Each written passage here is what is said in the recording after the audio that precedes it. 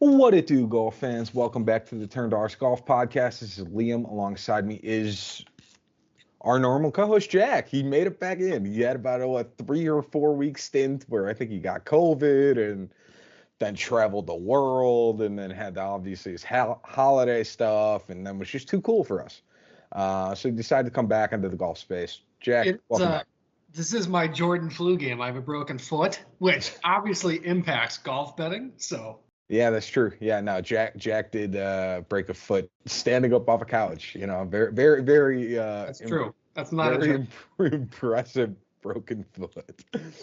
So, there was no golf tournament last week. Hopefully, everybody had a good holiday. This will come out on New Year's Eve, so hopefully everybody has a good New Year's as well. I'm gonna just quickly loop around to the Hero, which happened 2 or 3 weeks ago now. At this point. Winner was Scotty Scheffler. Obviously, this was a no-cut event with only 20 golfers. I did the podcast solo, but some of the guys that I was all over included Tom Kim and Akshay Bhatia, who finished like 2nd and 4th respectfully. And then some of the misses, the guys that I said were high-risk, high-reward plays. Wyndham Clark, who finished T17, which I didn't really have anywhere. And then Russell Henley, who finished T19th. I actually didn't hate him entirely, so he didn't play that great. But it worked out on the end of it all. Just to highlight a few other things, DraftKings lineup there, I had Scotty, who finished 1st, JT finished 3rd, Tom Kim finished 2nd, Sahith Theegala finished 8th, Nick Dunlap finished 16th, and Seb Straka finished 9th.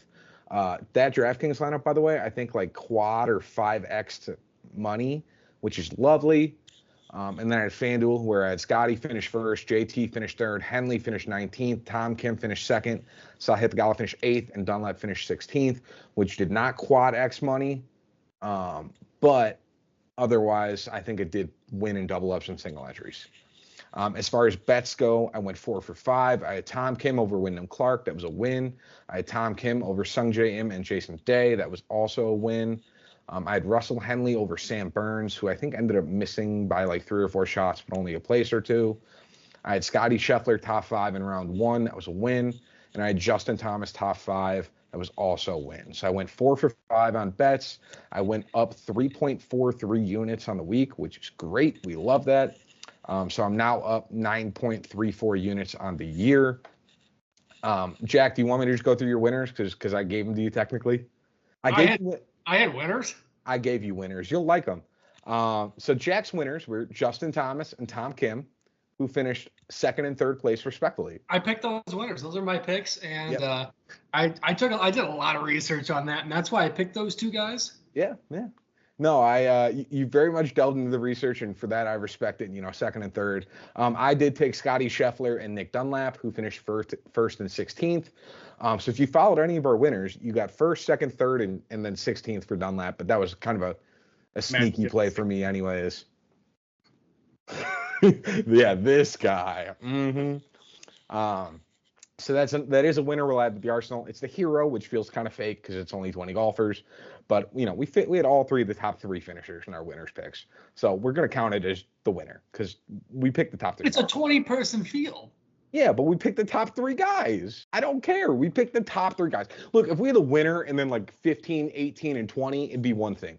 We had winner, 2nd, 3rd. Like the sentence you said was we had everybody in the top 20. It felt like we had all the important people. We had the entire podium. So we're taking the win. That's the important part. Last thing was my wild card. I had Akshay Bhatia top 5 at plus 275. That was also a win. So if you're keeping tabs, I had a lot of winning at the Hero, which is great because that's always terrifying. So now when it comes to wild cards, I have 5 wins and 5 losses. Bear in mind, we do not take a wild card under plus 200. So if you followed my wild cards, you were up money right now, which is great. Bear in mind that I'm also up on DraftKings, FanDuel, and bets. So if you've really followed anything of mine over the start of the year, you're up money, which is great. So I'm going to do a little plug here. 2 things which are really, really important if you're new here and this is your first time watching. What you're seeing over here from Liam, hopefully this is the right side because for me it is. It's a spectacle that he's up because usually at this point he's down about 15 units from last year. So it is incredible to see it and it's amazing. if you must know, because we'll get into it and you're wondering 5 minutes in why I should be listening to this instead of 15,000 other, over the last 2 years, we're up over 150 units on Golf Bay. That should tell you enough. Everything is recorded. Everything is documented. You can go back and listen. We can do highlights, whatever you want. 150 plus units. That's a mortgage, ladies and gentlemen, and they thems. Yep. That's everything you could want. You're welcome. Yep. So what I'll do here in terms of sequence, we'll get into majors here a little bit. We'll just highlight who Jack and I think are some way out in the future predictions, some guys we like. Not a lot of statistical data behind this per se, but just kind of early feelings in terms of major favorites. We'll go through all four of them. There's maybe some wild card picks as well. Then we'll get into the Sentry. But first things first, just kind of an overview of the podcast, because again, this is the Sentry. Probably a lot of new golf listeners, a lot of people that might not know the golf betting world as much. This is our, third year fully doing this, Jack, as far as podcast? And just to introduce, obviously, well, maybe not, obviously, my name is Jack.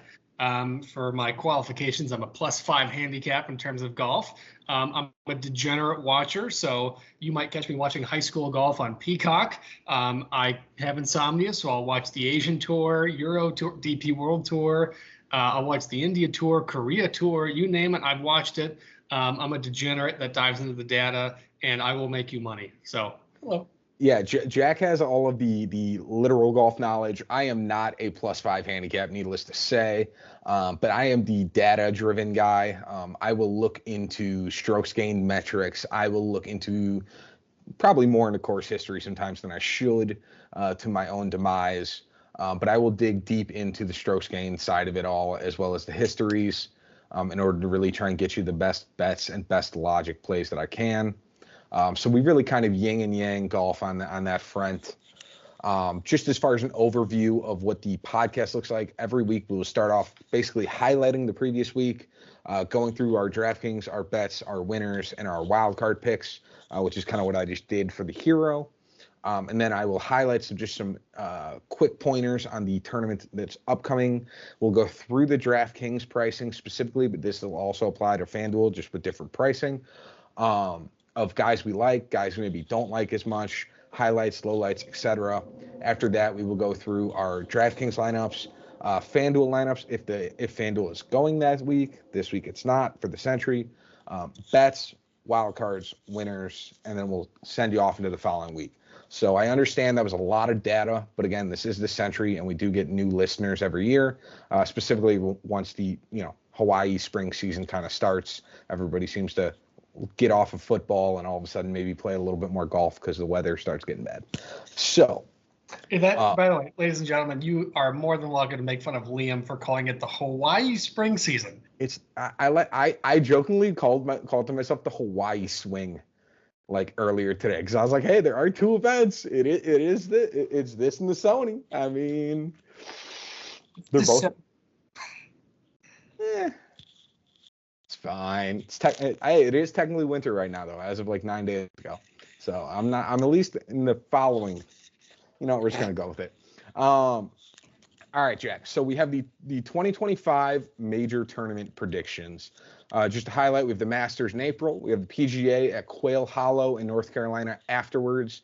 The U.S. Open, which is going to be played at Oakmont Country Club in Pennsylvania, and then the Open, which is going to be played at Royal Portrush.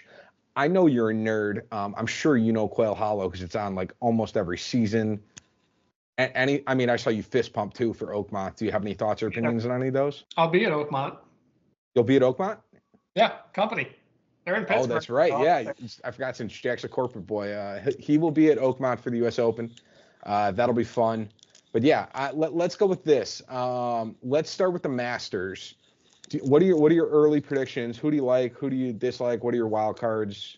Things like that.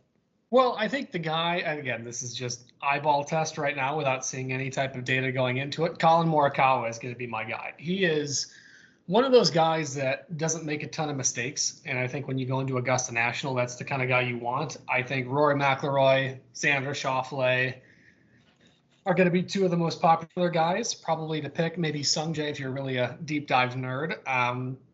Morikawa doesn't make a ton of mistakes, and obviously you took a look at the ball striking abilities and shot making that he had at the end of last year once he figured himself out.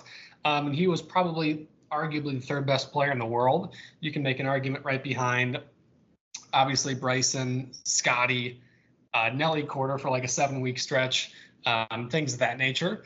I think he's going to be right now at December 30th at 5:31 p.m. My favorite.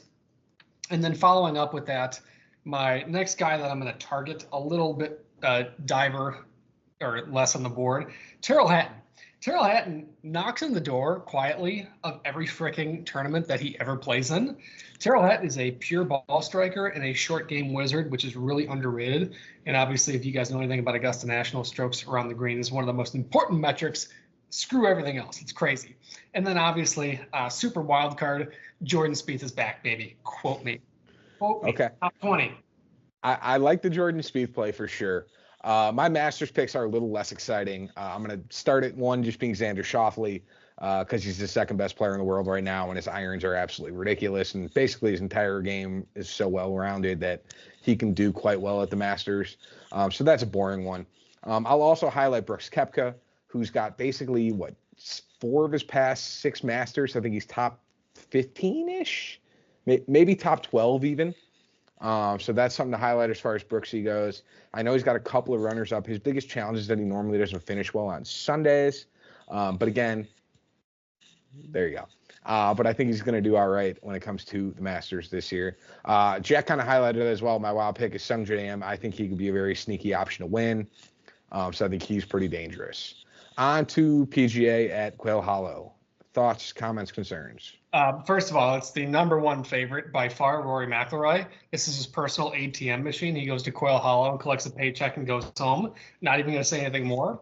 Second behind that, Brooks Koepka. Obviously, the history between Brooks and the U.S. Open is so well known. I just don't think, or excuse me, PGA. I don't think that there's a guy tee to green like Brooks Koepka in the entire country.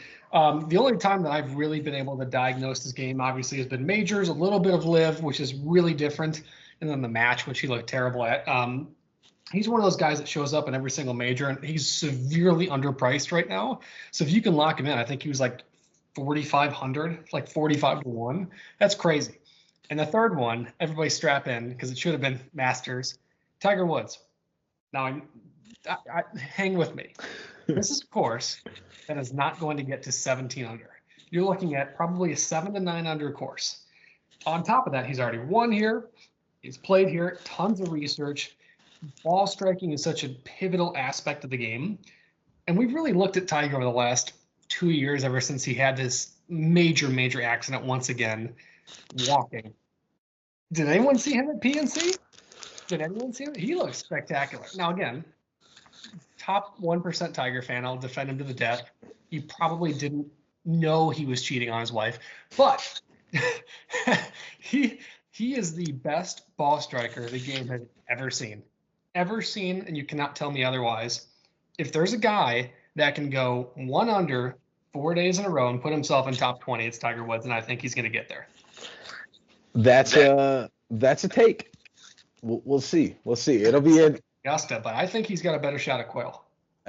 I agree. I like his chances better at Quail than I do at the Masters. That for sure I will say. My first thought on Quail Hollow is Scotty Scheffler, because again he's Scotty Scheffler. That basically starts and ends there. My second one is kind of a bit of a surprise. I'm gonna say Tony Finau. He's got pretty good history at the PGA Championship. He's got 3 top 10s in his last 5 starts. He's also got a 30th and a 72nd, so he's got those performances. But I think Tony Finau at a spot like Quail Hollow could be a very interesting, deeper pick choice as far as playing options go. And then Jack, you mentioned a top 20 that was a bit of a sneakier play. I think Akshay Bhatia could be very dangerous at the PGA Championship. I like him to contend for probably one of the 4 majors this year. And I think at a course like Quail Hollow, where he plays it every year because it's already PGA Tour tournament, is a great spot for somebody that is still relatively young to kind of push and contend. So I think Akshay will be very interesting at Quail Hollow. So. Fair enough. U.S. Open at Oakmont. What you got? Xander Schauffele, ball striker's paradise. You're talking about guy tee to green, make no mistakes. That's Xander Schauffele right there. Lock it in. Second, everybody, if you're a golf nerd, this is going to shock a lot of people. Patrick Cantlay. Patrick Cantlay, somehow, some way, some shape, some form, does not have a major connected to his name. And he's arguably one of the top 20 players of this generation. Now, granted, we know he can't close on Sundays and he can't play in majors, but his play over the last 2 years in majors has steadily, adverse of Max Homa, really started to come together. I really like Patrick Cantlay in this spot if you're looking for a guy that's not going to make bogeys. And then my top 20 like sneaky play to kind of like lock in or look for, Joaquin Niemann. Joaquin Niemann is a guy that used to just generate crazy torque and make mistakes and go out on a limb. Ever since he won, I can't remember. I was like San Antonio. He had a little bit of an injury, stiped it, worked with a coach, really fixed his spine position, shortened his clubs, really worked on his ball striking. And on that course, ball striking is what's going to get you to that spot to really elevate. Joaquin Niemann is a guy that can finish that. He can score. So I like that a lot. That's fair. For the U.S. Open on my end, I've got Justin Thomas as my first highlight. Again, he's usually a PGA Championship guy, but prime Justin Thomas is starting to kind of slowly creep back into his finishes. He does have a couple of top fives here at the U.S. Open. I think he finished 4th or 5th in 2020. So he's got pretty good form, all things considered. I think he's a very good, dangerous option, and his odds right now make him look more like the 15th to 30th best golfer in the field as opposed to a top 5 player. So I want to jump on those if I can. I'll also highlight Rory McIlroy, which, again, I agree with Jack that I like him for the PGA, but I also like him for the U.S. Open. I think this could be a very good spot for him. Again, he's top 5 player in the world, so I won't really highlight him too much. And then similarly to Akshay at the PGA, I really like Davis Thompson as a young name who could play quite well at one of the majors this year. So I think the U.S. Open could be a very good spot for him.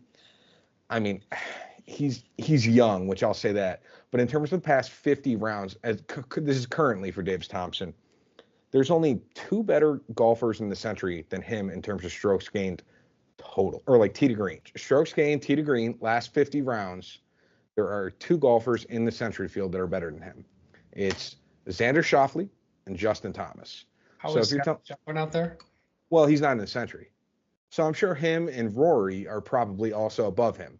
Yeah. So he's probably, if you include all PGA Tour golfers, he's maybe 10th, because we'll throw Rombo and guys like that potentially in there too. But I think Davis Thompson will be priced as quite a low pick for the U.S. Open right now, and his odds could definitely spike if he starts the year quite well, which I think he will. Jack, on to the Open at Royal Portrush. We're on what, Northern Ireland, right? Isn't that where Portrush is? We're going Bryson DeChambeau is who we're going. That man has really perfected the iron play. Obviously, you guys know his driver. I think everybody knows what's going on.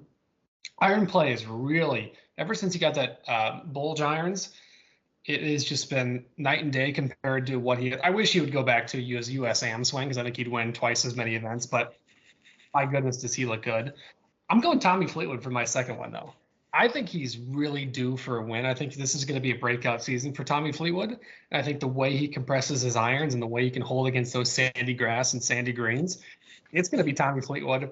And then my top 20, just random, lock in Dustin Johnson. Dustin Johnson really sneakily performs at the Open Championship outside of, like, I think it was last year or 2 years ago. I think he finished dead last. That guy's sneaky. That guy is a ball striker, a pure ball striker, and a very underrated putter. Lock it in. That's DJ is always a scary one to get to, because he very much has those high of highs but low of lows types of mentalities. But yes, it makes him good for walkers. Back is hurting from that really big kitty. Yeah, that is very true.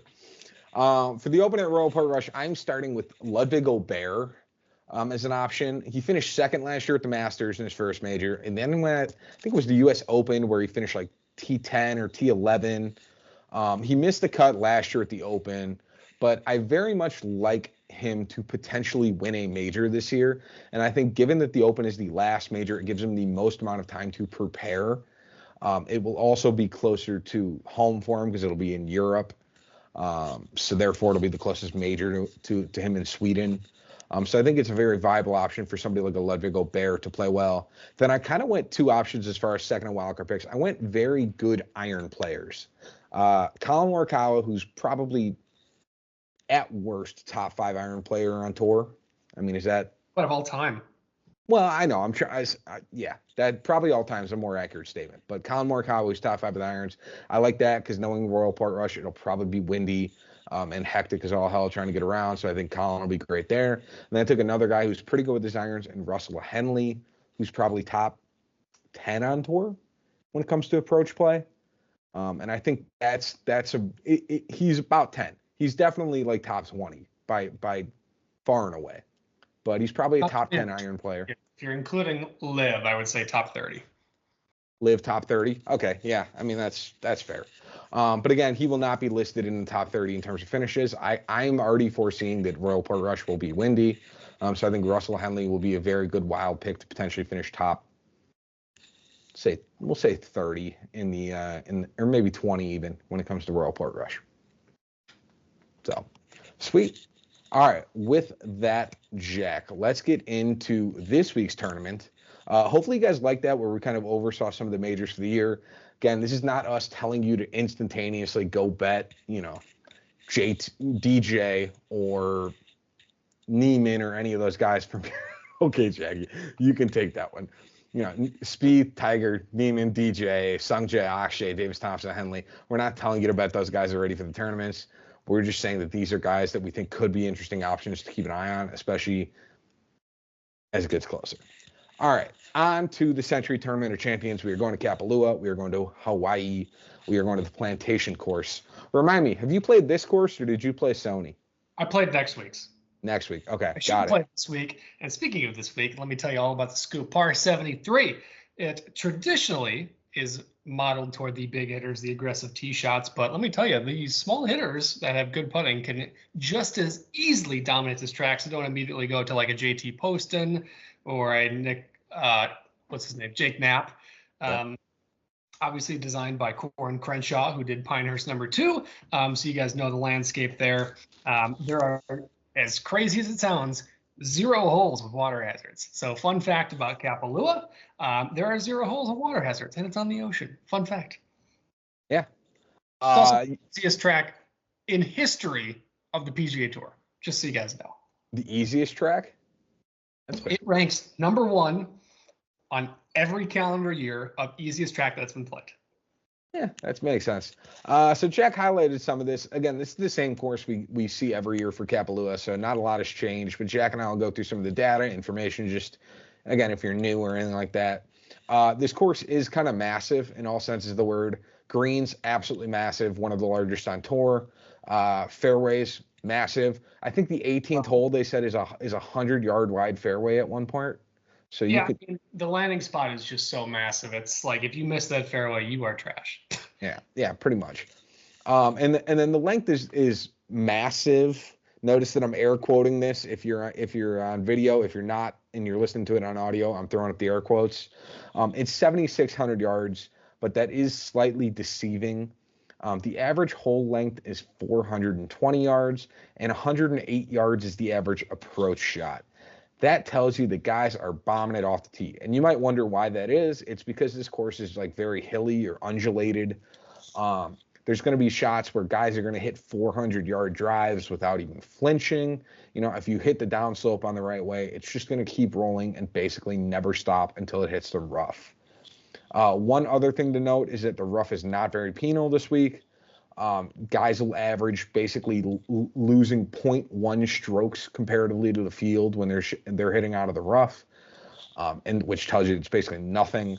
But some of the best iron players when it comes to this short average approach in this field include Ludwig Gobert, Colin Morikawa, Hideki Matsuyama, Tom Hoagie, and Christian Bezuidenhout.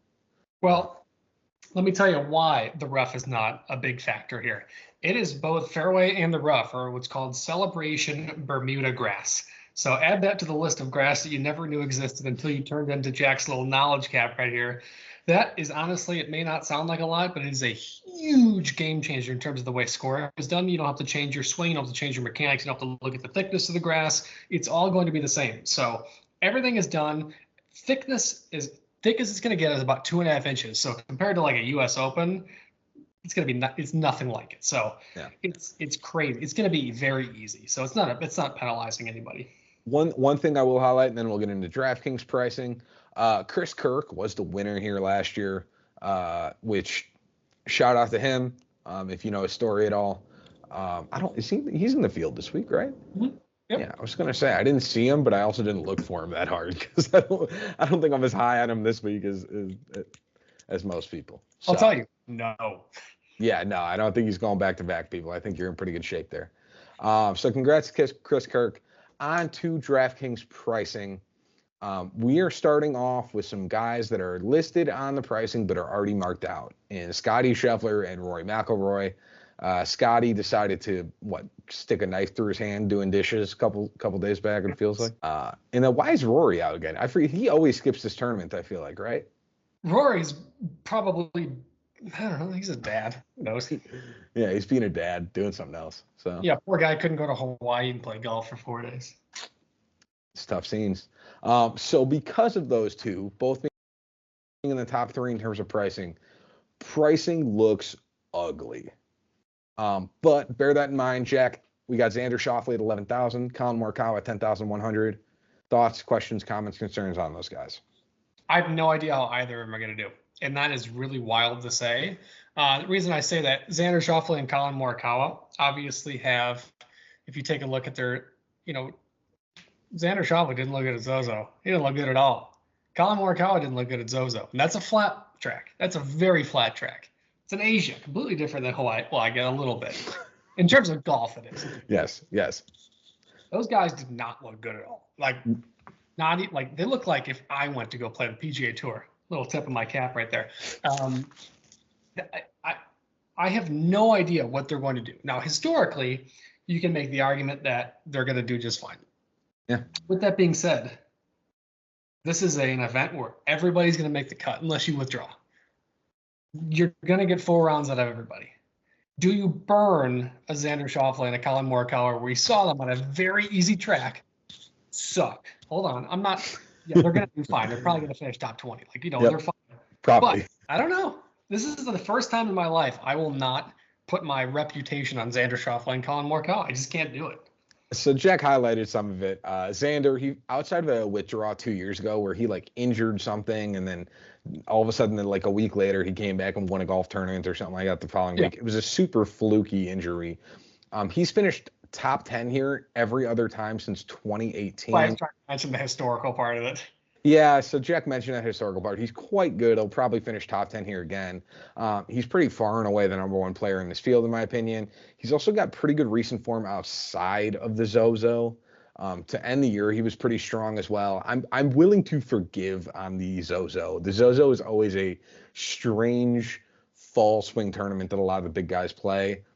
I'll just look past it and basically go right back to him. Same with Colin Morikawa. I'm in on Colin as well. He was basically the best player in the world last year that didn't win a golf tournament. Let me think through that again. Best player in the world who didn't win a golf tournament. Big preface there. Jack's going to go through the winners in his head, so don't worry. He'll fact check me if I'm wrong.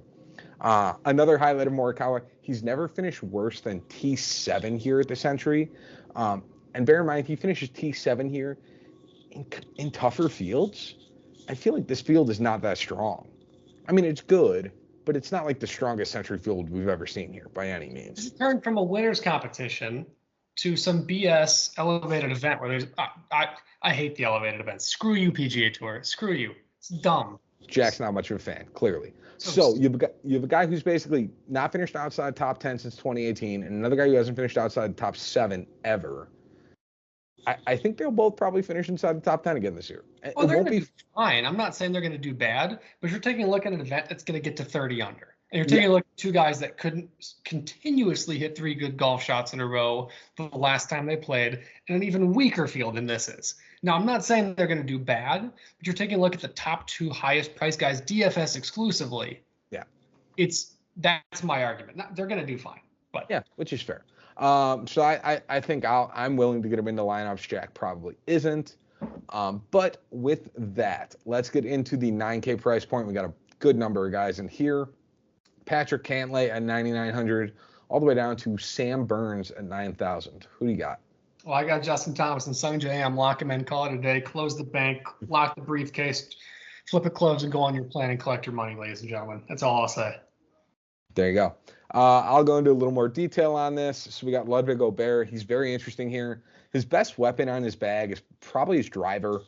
And it really does get kind of mitigated here at Kapalua because, again, everybody hits 400-yard drives with the hills, with the undulation, and there's not any like accuracy bonus that Ludwig would get for hitting more fairways.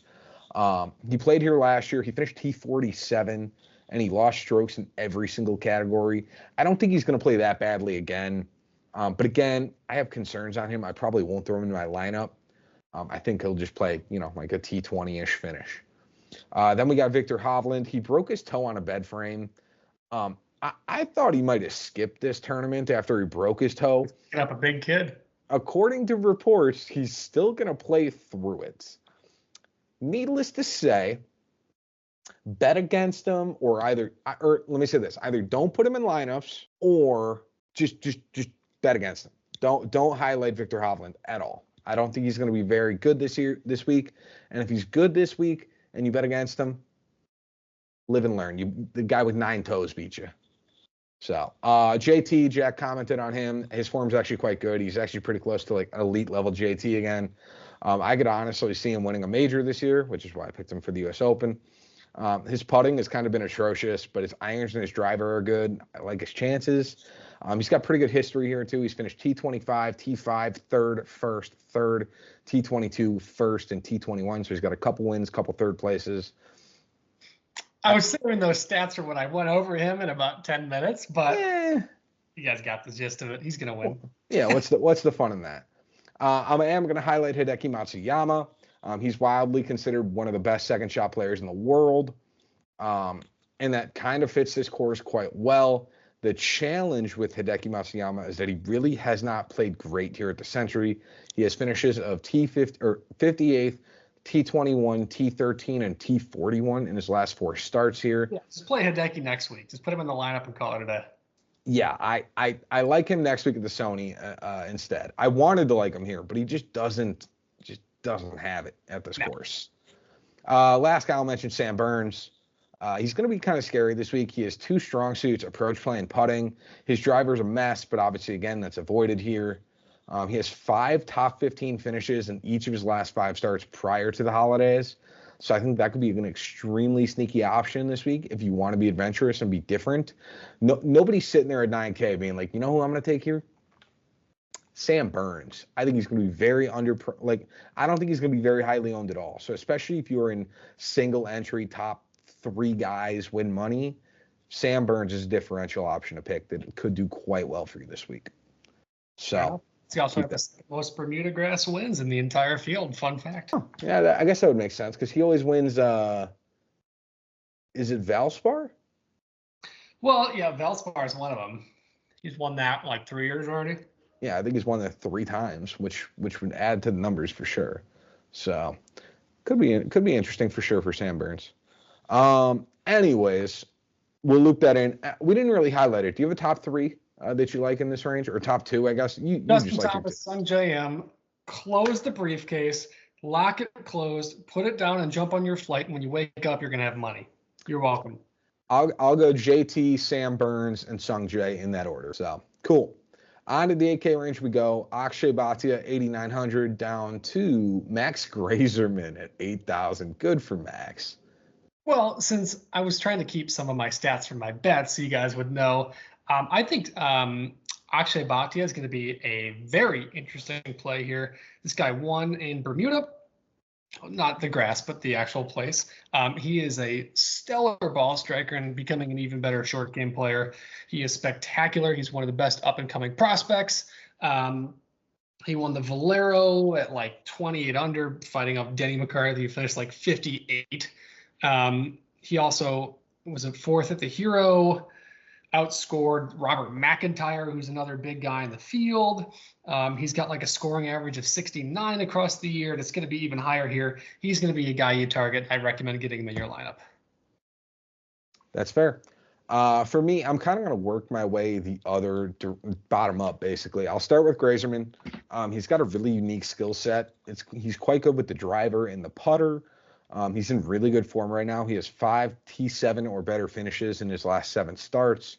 He's also one of the best strokes gained players in the field based on his last 36 rounds.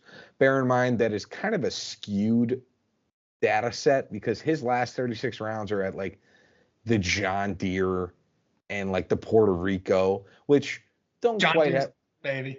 well, they don't have quite the same level of effect as like the Open Championship or the Tour Championship. It's some of those. So keep that in mind that it's kind of skewed. But again, he still is one of the best one of the best strokes gained players in the field. Next guy I'll mention is Robert McIntyre. He's been more active in terms of recent golf than pretty much any other golfer in this field.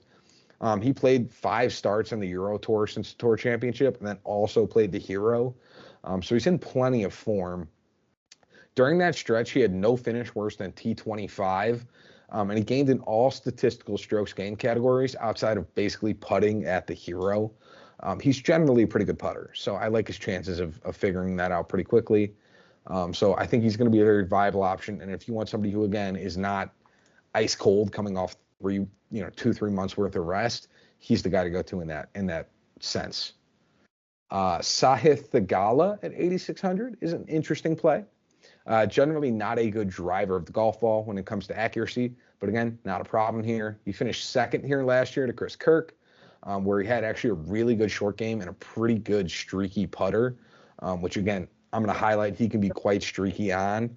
It's either for the good or the bad. He can get very hot or cold with the putter, and that will either save him or hurt him immensely. So I think he's a sneaky option. I will also highlight Bhatia for a lot of the same reasons. He's pretty streaky with the putter, but he's got really good approach play, and he could also be a good viable option this week. Yeah, I'll touch on real quick too. Max Grazerman. He's not going to be highly owned, so if you're looking for, like Liam said about Sam Burns, he's actually number 1 in strokes gained putting in the field and 3rd in strokes gained overall in the entire field. So Max Grazerman at 8K is sneaky, just so you guys know. Yeah, he's an interesting option for sure. Do you have a top 3 in this range, by the way, Jack? Akshay Bhatia, Max Grazerman, and then Benny On. Okay. Well, the thing about Benny On is he's much like Sam Burns, going to finish top 10 or bottom 10, and you just have no idea, and you got to take those odds. No, that's fair. I agree with you on the top 2. I think I go Akshay and then Grazerman. I think maybe then I would go Theegala, who is probably similar concept to Benny On, where he could finish. He shot 9 under on Thursday. Yeah, for Theegala, that would make sense. But again, similar concept to Benny On, where he's either finishing top 5 or like 40th. Yeah. So we'll see. Out of the 7K range, we got Davis Thompson at 7,900 all the way down to Chris Kirk. There he is, 7,000. Okay, well, ignore Chris Kirk. He's not doing it again. JT Poston is going to be your guy. JT Poston is someone that you should look into. Obviously, his last start, he won. Guy is a bomber of the golf ball. But I think one thing that's really underrated about JT Poston, number 3, tee to green. Number 3 in tee to green in the entire field. Incredible. He's a great putter, strokes gain all across the board. He is just a monster. He's underrated in basically every spot across the game. And I think he's going to be one of those guys that is just going to fly under the radar, like 26, 27, 28, 30th for like the entire season. This guy, I think, can really go off this week, and I am locking him in. Yeah, Poston's definitely an exciting play this week. I like 2 guys above him as well. I think Davis Thompson will be good.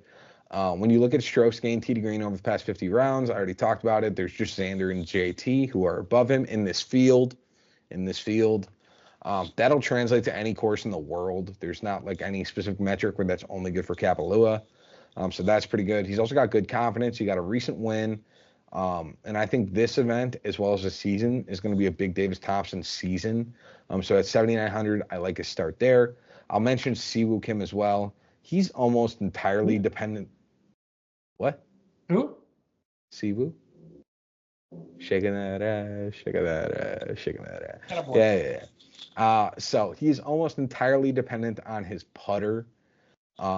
If he finds it, he's going to be in good shape. If he doesn't, he's going to be struggling. He has gained with his putter in 4 of his last 6 starts. His ball striking is always spectacular otherwise, so I wouldn't be too worried about that. It's all dependent basically on the putter. Approach from 200 yards and in. What's up? Number 5, strokes gained approach from 200 yards and in for Siwoo Kim. So as long as he get it on the green, we're good. In the field or on the PGA Tour? Okay, in the field. I was gonna say, I was like, that'd be crazy if it was on tour. You got anybody else to highlight here?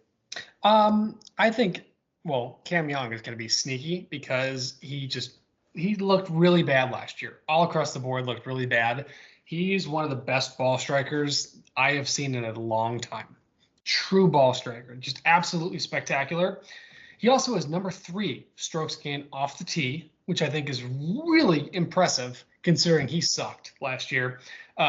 Also 6 in strokes gained around the green. So somewhere in between that, there's a really big fall off, which was the iron play, which a ball striker of his caliber can go ahead and fix that in the lab. I think that he had a really sneaky putting performance as well, but his irons left him 80 feet or he was chipping to 6 feet. So the metrics are skewed in terms of performance. You could knock down those birdies. And Cam Young is a really solid player that can make those birdies. So I think he's going to be sneaky. And then also Taylor Penrith. Number 1 in strokes gained off the tee in the field, guys. Top 10 in strokes gained approach. He is 3rd in strokes gained tee to green. I think I saw him number 2 in strokes gained total. So it's just all these metrics, and you have a guy at 7,600 who isn't terribly boom or bust, but I think he can kind of be sneaky. That's fair. I'm going to highlight one guy, and he is a bit of a polarizing player right now at this point in time. Maxwell Homa is listed at $7,100, which is just seems so low. I texted you about him. What's up? I texted you about him. Yeah, Jack did text me about it. And they've kind of forced me to highlight him because I dug into him a little bit. So bear in mind with Max Homa, we are 8 months removed from a T3 at Augusta. He lost to Ludwig Gobert and Scotty Scheffler, and that is it at the Masters. He was arguably a top 10 player in the world at that point, top 15 player in the world at that point in time. It's in. I think we're skewed. Like, really? Because points is terrible. You can't use that anymore. That's eyeball test, I'd say 25. Oh, I think we're lowballing him based on how he's currently doing here. I think he was top 20. I think he was top 20 just to be very safe at that point in time. Yeah, he was playing pretty well. We'll agree to disagree on that one. Bear in mind, he's been playing absolutely awful basically since the Masters. I'm not telling you he didn't. But he did win the Nedbank back in 2023. We're going to full circle this. He won the Nedbank in 2023, and after winning the President's Cup this year, he has finished T27 at the Zozo and then backed it up with a T13 again at the Nedbank. He's got a small amount of decent form coming back into this. Again, it's only 2 tournaments and then the President's Cup, so it's not really pretty or a heck of a lot of information to go to. But he has gained in all statistical categories outside of putting in each of his last 3 starts, which is a good sign. He is probably never going to be 7,100 again because you know the day he does top 20 in a tournament, they're going to boost him right back up in the price. He's going to be back to 8,500 all over again. So if you want to be early on Homa, this is not an awful spot to do it. I would much rather be early on somebody like a Max Homa at 7,100 as opposed to a Will Zalatoris at 6,900.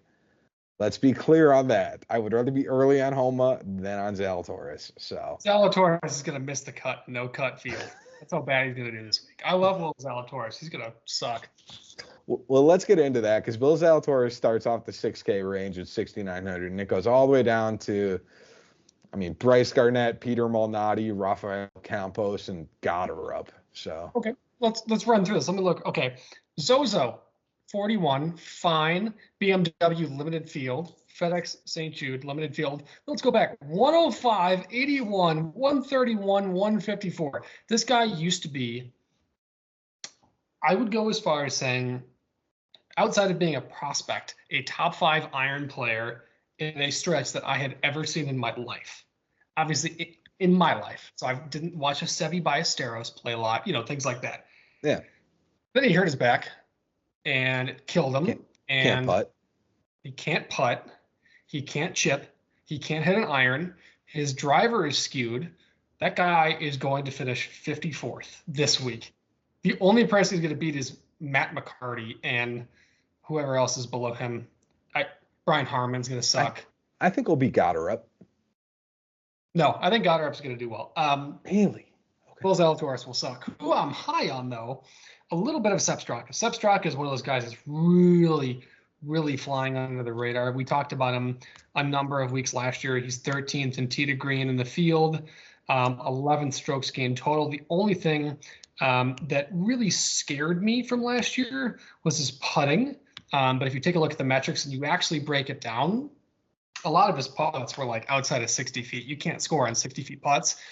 Inside of the field, he's actually number 19 in terms of putting, which isn't terrible considering the strength of this field compared to last year.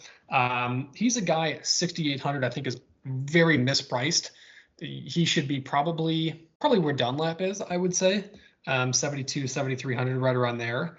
Other than that, my goodness, ladies and gentlemen, maybe you go to Goddard because he's a bomber and he has a tendency to be really good with the irons. But if you're down here, you're looking for that golden ticket in Willy Wonka. In my head, I swapped Jake Knapp and Sepp Straka in terms of price because Jake Knapp is 73. Jake Knapp's got a sexy swing, though. Well, it's great, but he's got to play well with that sexy swing then. I liked Sepp Straka as well. Jack basically took most of the highlights I would have gone over with him. But I think he's very much a good boom bust option, especially at 6,800. I think he's likely to outplay his price point for sure, which is great. I've seen buzz on Aaron Rai, and I just want to pump the brakes considering he's quite literally the worst statistical putter in the entire field. So please, for the sake of all things putting, don't go to Aaron Rai. I think that is just a bad statistical move based on the fact that he's a very putter heavy course. And he is such a bad putter. I will mention it if you really want to go heavy on like the Xanders and the Collins and the JTs of the world in this event. You will need a cheap option, and Matthew Pavon is probably the best of those cheap options. Now, don't hear what I'm saying and turn it on me. I like everybody. Everybody 6,500 or below, I think Pavon is the best option.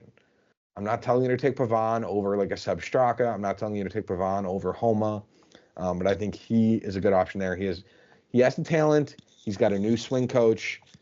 If you got the top heavy lineup, I think he's going to beat his price point considering he's basically the minimum price. So cool.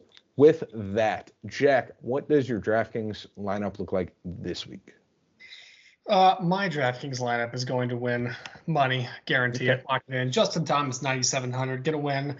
Sung J.M., 9,500, is going to finish second place. Akshay Bhatia, 8,900. We have JT Poston, 7,600. Taylor Pendrith, 7,600. You have Train and Liam's background. And then you have Upstrock, 6,800. Yeah, well, welcome to living in the city. I don't know what else to tell you. On my DraftKings lineup, I've got Xander Schauffele at 11,000. I have Colin Morikawa at 10,100. I have Akshay Bhatia at 8,900. I have Max Homa at 7,100. I have Sepp Straka 6,800, and I have Matthew Pavon at 6,100. Jack, what do you got for bets? Or how many bets do you have? Boys are back, ladies and gentlemen. Let's see, 1, 2, 3, 4, 7 bets. I'm back. Let me tell you. Let me start off with the 5-unit play. 5-unit play, ladies and gentlemen. It is Justin Thomas, top 20 in round 1. You're telling me this guy isn't going to go out and fire 66 right off the bat? It's minus 130. It's a 5-unit play. Lock it in.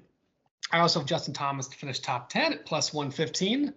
I have Akshay Bhatia finish top 20 at plus 115. I also have him being the top lefty at plus 150. I think he's going to dominate Robert McIntyre. I have JT Poston top 26 in ties. That is a finishing position on Bet365 if you have no idea where to get those odds, minus 120. And then I have Sung J M top 20 at -165 and Sung J M to beat Ludwig Aubert and Patrick Cantlay at +225. Should be a wild card, but I love it. I think he's going to kick their butts. No, that's fair. As far as my bets go, I really only have one that's minus money or minus odds. But a lot of them right around that +110, +120 range. I'll start off with my one favorite. I have Akshay Bhatia at -110 over Victor Hovland. Again, very high on Akshay Bhatia this week. And I think he can beat Victor Hovland, who's on 9 toes.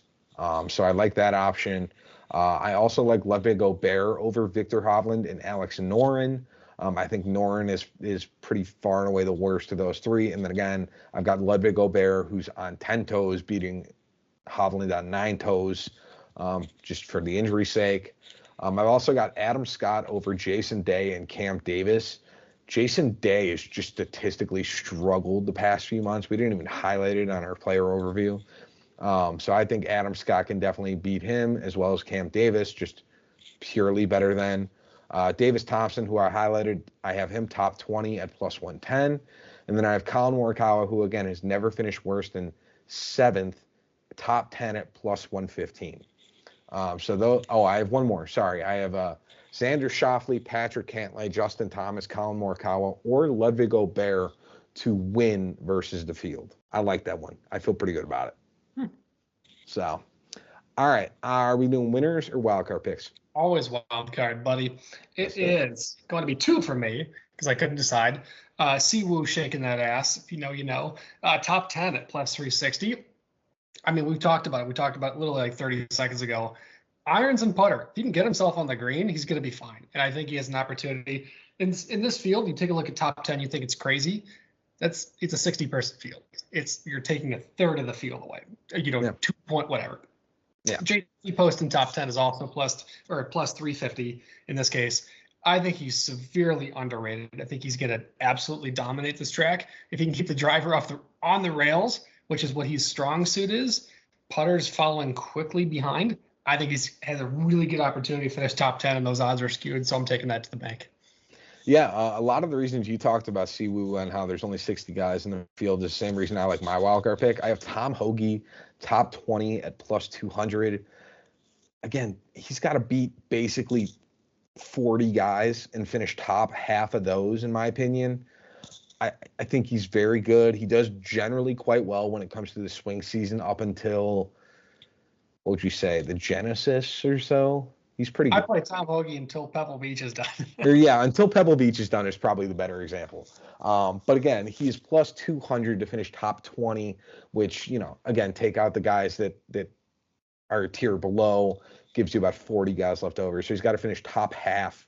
He's got really good irons. If he's got a half decent putter, he'll be solid this week. Winners? Justin Thomas, Sung J M. I am all my eggs are in one basket for those two. And then my wild card deep in the bag. We didn't even speak one word on him, but it's Nick Dunlap.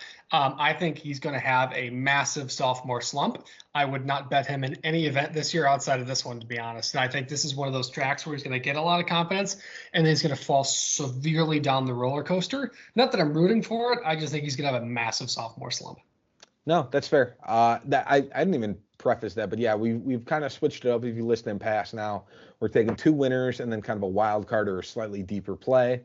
So my winners this week are going to be pretty obvious. It's Xander Schauffele and Colin Morikawa. I mean, I have a bet for basically those top 5 guys in the field. So why would I not pick 2 of those top 5 guys, considering I think that they're going to win anyways? So I like both those guys. And then if you want a slightly deeper cut, I have Davis Thompson listed as my wild card winner pick. Fair enough. Yeah, it's a bit of a play. So with that is the Sentry. I can't even call it the Tournament of Champions anymore because it's not the Tournament of Champions. No, Tournament of Popularity and stupidity. I hate this freaking elevator that stuff. Garbage. It's stupid. Yes, granted, in the middle of May, it's spectacular.